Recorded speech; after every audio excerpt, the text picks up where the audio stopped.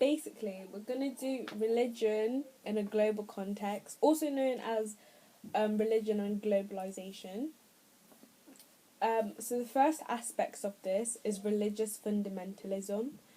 So in a global context, religious fundamentalism has emerged as a major area of concern. So the characteristics of fundamentalism. Sociologists have identified a number of features of fundamentalism. An authoritative sacred text. So for Christian fundamentalists, every word of the Bible is literally true and eternally valid, with the answers to all of life's important questions. They see biblical prophecies being fulfilled in today's world, and fundamentalists are intolerant of all other views and refuse to engage in rational argument. The us and them argument. So fundamentalists separate themselves from the rest of the world and refuse to compromise with it. They seek to establish islands of certainty against social and cultural chaos. And then aggressive reaction to the threat, so to their beliefs and values. The use of modern technology to achieve their aims, for example, the internet, televangelism, and modern weaponry. Patriarchy, so fundamentalists seek to control women's sexuality, reproductive powers, and social and economic roles.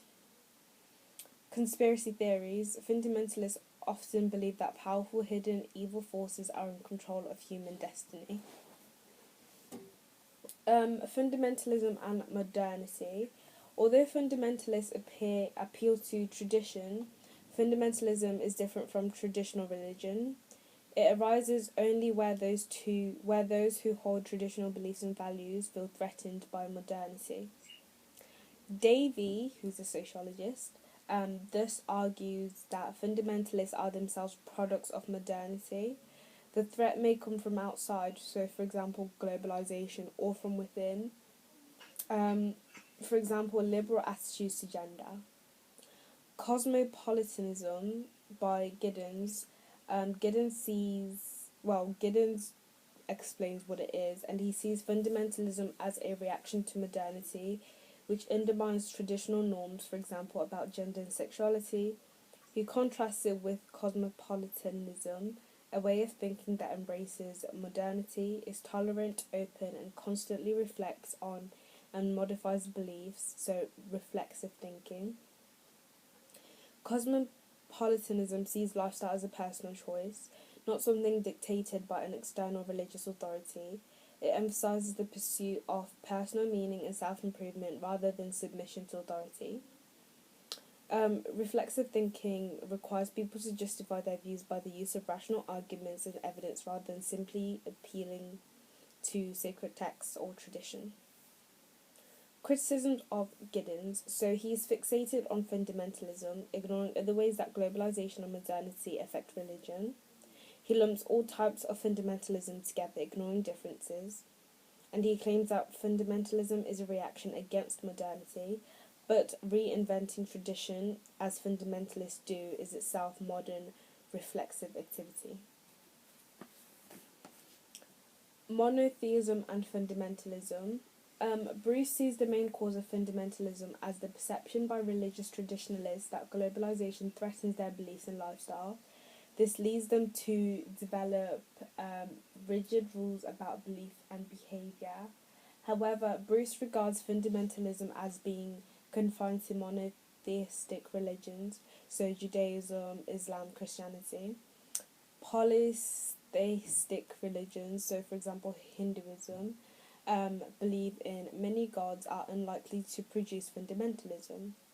So an analysis of this is that Bruce argues that this is because monotheistic religions are based on a notion of God's will and revealed through a single authoritative sacred text.